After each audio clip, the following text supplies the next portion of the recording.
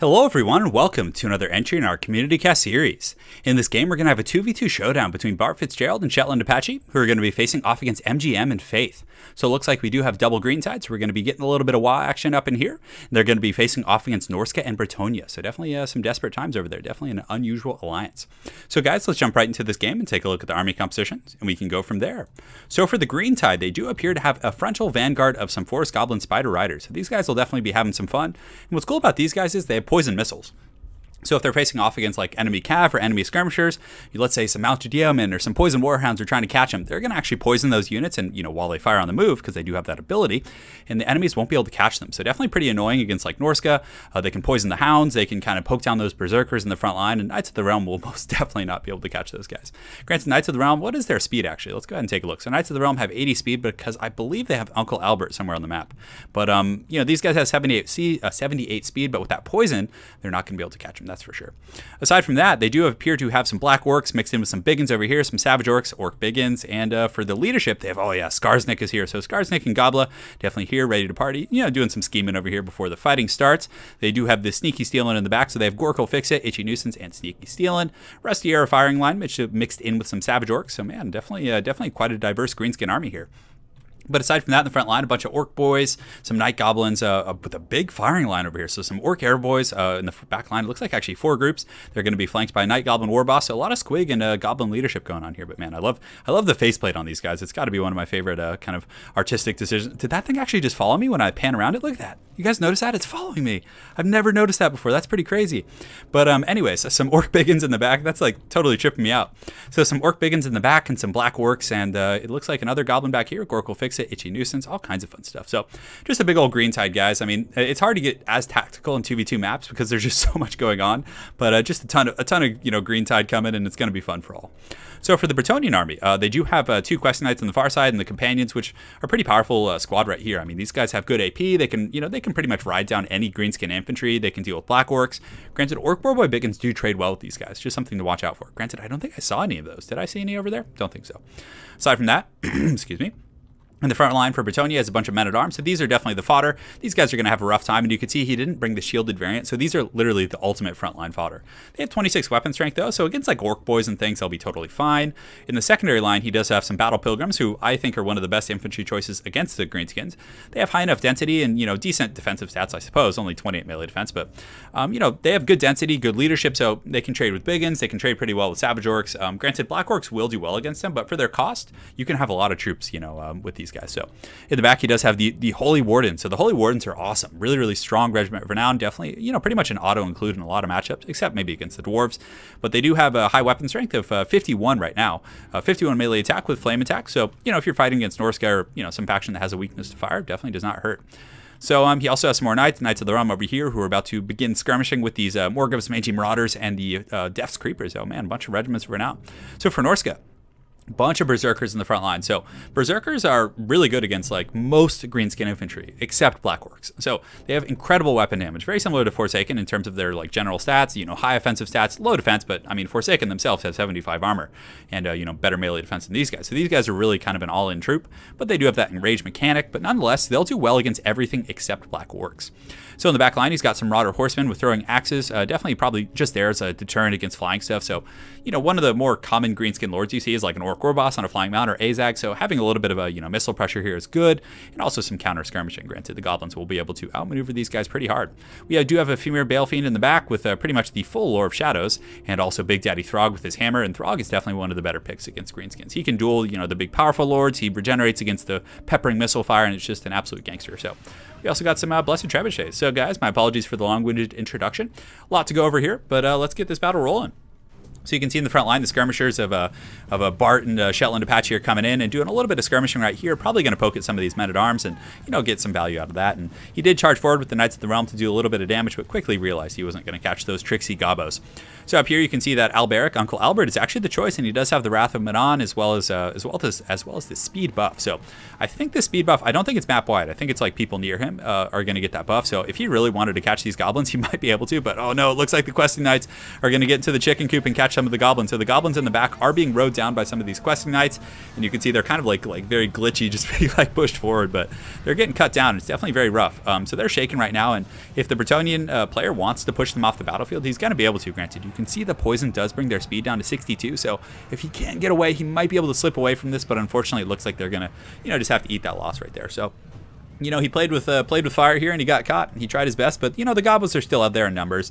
They got the Deaf Creepers, they got the Morgrups, Mangy Marauders, and they're kind of ready for it now, so I don't think they're going to take any more shit. So you can see they're shooting in there. I don't think they've gotten any, casualties off those guys yet, but nonetheless, they're keeping them at bay. And, otherwise the companions and the Questing Knights might be like positioning on the flanks and getting ready to charge and do things like that. So, hey, at least he's distracting those guys. So it looks like the Norscan force is kind of hanging tight for now. Bretonnia is, so definitely a very heavy skirmishing phase of this battle. But I think the GREENTIDE is getting a little bit impatient. You can see they're starting to waddle up here. The WoD doesn't discriminate. It wants Bretonnia, it wants Norsca. It's going to get in there and have some fun. So some Night Goblins actually looked like they snuck up on these Marauders, but they were on the skirmish mode, so they're actually going to be able to dodge that. Definitely needs to be careful because these companions could come down and just squash these guys. Granted, I don't think he wants to take that missile fire while he's like fighting a bunch of fodder units. So you can see the Mangy Marauders and the other guys are just creeping around, as their name infers, getting some missile fire on these guys, but still no casualties. Granted, they've done about 6% HP on these guys, maybe 4% on those. So, nothing big, but still, nonetheless, it's keeping them busy. So in the front, you can see the Goblins are scooting up again, and this is going to be a great trade for them. The Goblins will do some massive damage to these Marauders. Granted, something I often neglect to mention is that Marauder Horsemen actually do have shields. So they have bronze shields, so they're going to be able to mitigate some of this pressure as well. So the GREENTIDE, the main horde, is advancing here, and you can see the other tide coming up here on the flank. The Norscan forces and Bretonnian forces being very, very patient here, just kind of playing possum a little bit. You can see on the far side, he also does have some Norscan Ice Wolves who are very, very heavily chevroned. Wow. They actually have, how do they have 100 speed? That's crazy. Oh, smoke and mirrors, and that's actually really cool synergy there, like to anti-skirmishing and things like that, having the smoke and mirrors. But he should definitely bring these Norscan Ice Wolves over. I mean, he clearly wants to use them as a ganking mechanic to like shut down some missiles, but if he was able to get those guys over here, and like he would easily be able to catch those guys with that smoke and mirrors buff. That's actually pretty neat. And does that affect the other troops? It does. That explains why everything was so fast. I didn't notice that at first, so man, that's pretty cool. Nice little 2v2 synergy there, getting some fat speed buffs. So the GREENTIDE is advancing, taking its time. So we'll fast forward a little bit through the skirmishing phase. I know it's getting a little bit wild over here. So the green forces are moving up here. You can see the Orc boys and some of these Orc Error boys in the back. Definitely going to do very well against the Marauders. The Marauder Berserkers are going to take a ton of damage from that missile fire. You can also see another greenskin, kind of a contingent expeditionary force coming around from the side with some Orc Biggins, and it looks like some of the main fighting is about to begin. So we're advancing right here. The Goblin Forest Goblin Spider Riders are up on the main line, and you can see there's going to be some missile pressure on these Berserkers very, very soon.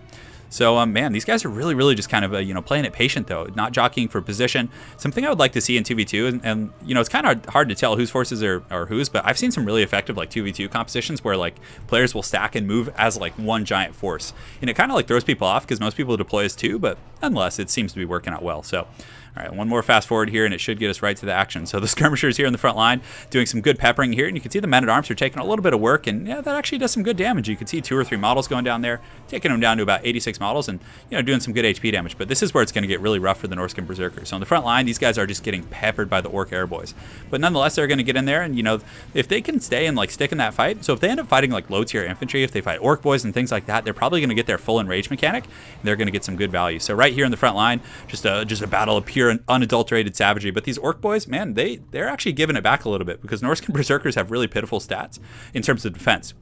And Orc Boys actually have decent offensive stats. I believe they have 34 weapon strength, so they're going to trade pretty decently with these Berserkers. Granted, they'll probably end up getting cut up at the end of the day, but you can also see Big Daddy Throg in the main line here is going to start whopping on some of these guys. He throws a nice karate kick that actually, smashes a few of those guys, and a nice cleaving attack. So you guys can also see a Pit of Shades coming down from the Norscan player. It does clip the back of that greenskin force. Granted, it's probably not going to be terribly devastating.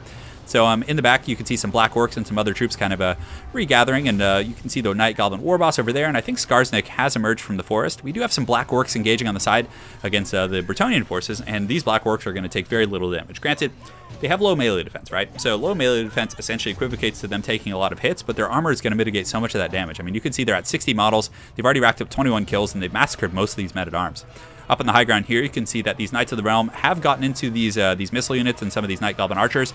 The Greenskins, I think it was Shetland Apache or Bard, I can't remember who was on this side, did retaliate with a Gorkul Fix-It, so it slows them down and lowers their vigor and other stats, and you can see Big Daddy Skarsnik coming up here. It looks like he's using his Prodder, or I think he's just actually hiding behind this rock. Definitely some good Goblin tactics going on there. So on the far side of the battlefield, it looks like the Greentide has engaged with Norsca, and you can see that Throg is a little bit surrounded. He hasn't taken too much damage yet, and he's very durable, but those Norscan Berserkers did not hold. They just got crushed on by the Greenskins. I definitely think some Marauder Champions might have been useful there, but man, that was, or some Familiar Warriors even, but man, that was a brutal stomping. Like, I think a lot of it was the Orc airline and all those missiles were able to just, you know, pepper them so hard. And in the back, you can also see these companions and other troops. They need to be helping out in the battle right now. Like, just charging these Biggins, I don't know, slow them down. Well, not Biggins, but Biggins aren't the best target. But another Pit of Shades going down right here. And oh, this one actually is nice and juicy. It gets right in the middle of the Greentide, and you can see this is just a green bath in here of just orcs flying about. Definitely not a good time for these guys. That's probably going to do some pretty good damage too. So very, very well played using that Lure of Shadows right there. On the far side, we had a little bit of a kind of a perimeter battle. You can see some of these Skin Wolves did unfortunately get engaged against some of these Biggins, and also some of these Ice Wolves had a little bit of a rough time. I think they tried to get into some missiles, and it looks like they actually probably got some decent kills. Yeah, 47 kills. So it looks like the Norscan forces are kind of collapsing. Throg is surrounded, and you can also see that Night Goblin War Boss poisoning him, doing some good work. And the Bretonnian forces have kind of come in for a last desperate stand here with their companions, as well as some of these other Questing Knights, but you know, it's not going to be enough. Biggins trade pretty well with Cav. I mean, they do have anti-large. Granted, they don't have the best AP against 90 armor. They're still going to get there through pure attrition, as well as that the high melee attack and their anti-large bonus. So the Bretonnian player is holding out quite a bit better. You can see in the front line the Wardens, even though they're not like great against Black Orcs, it seems that sheer numbers. Like, they have like 3 or 4 groups of infantry for every group of Black Orcs. Granted, these Black Orcs crushed men-at-arms, and now they're crushing the Battle Pilgrim. So just a true testament to how important armor is, and, you know, kind of the importance of having decent AP values and everything. So Skarsnik is getting in there. It looks like Skarsnik had a little bit of a battle versus Uncle Albert, but Albert, man, I wish I could have shown you guys that, but it looks like he did smash on Albert, and Gobla is kind of in there among the crowd. Hopefully we'll get to see the, you know, the conclusion of this battle with Gobla feasting. And he dove, oh yes, he actually ate someone. I was wanting to see that for so freaking long, but man, what a great capstone to this glorious Greentide battle, with Gobla actually getting in there and eating a poor Bretonnian peasant. So definitely very thematic, very fun. Looks like the Norscan player has been crushed, and I think the Bretonnian forces are probably going to route to army losses. And guys, Greenskin missiles are cheap, and they can do some serious work in mass. Like, you guys saw how hard those Berserkers got annihilated by the missiles. It was very, very impactful. So well played to everyone. It was super fun, and thanks to Bart for sending the replay in Shetland. And yeah, what a wild showdown. But guys, Berserkers, again, aren't bad against Greenskins, but if you're facing off against a ton of missiles, they're going to have a rough time, especially against like Black Orcs. And I definitely think that Berserkers can't be the main core of your army. They need to be saturated with other things. You need to have some other Marauders or fodder units to take the beating, so they can kind of get a little bit of a shield, or mix in some, you know, Familiar Warriors. Send in the Familiar Warriors first. They have 110 armor, very tanky. Then the Berserkers have a little bit of a kind of an anchor from which to fight, because having them as the main core was just like a massacre over there. But as far as the Bretonnian army, I liked his army. He put up a pretty good fight for sure. You know, and his Questing Knights were assisting his ally on the other side. So had he had those Questing Knights assisting in the main fight, kind of smashing into the Black Orcs, I think the composition could have worked pretty well, for sure. And also having Lore of Life with like Dweller's Blow and things like that could have been helpful. Granted, I think this game might have been before that. Not 100% sure, but anyways. And I like the Greenskin armies. So it was Shetland who was playing the Skarsnik force over there. So some very heavy micro, you know, running around with those Death Creepers and those more groups of Magi Marauders and all that stuff. It was pretty awesome to see that in action. And it looks like Bart just had the horde of Arrow Boys and different things like that. So pretty fun stuff. But thanks again for everyone for playing. And hopefully you guys enjoyed this 2v2 cast. And guys, also, let me know if you'd like to see more 2v2s or team games on the channel. Personally, I have a heavy kind of leaning towards 1v1. I like the dynamics and kind of the tactical kind of metagame of it all. But if you guys want to see some more team games and things like that, let me know. I'll gladly cast some more. Also, I'll be doing some more theme battles with the Ultimate Chaos mod coming up soon. So guys, thanks again for watching. Hopefully you enjoyed the game, and have an excellent night.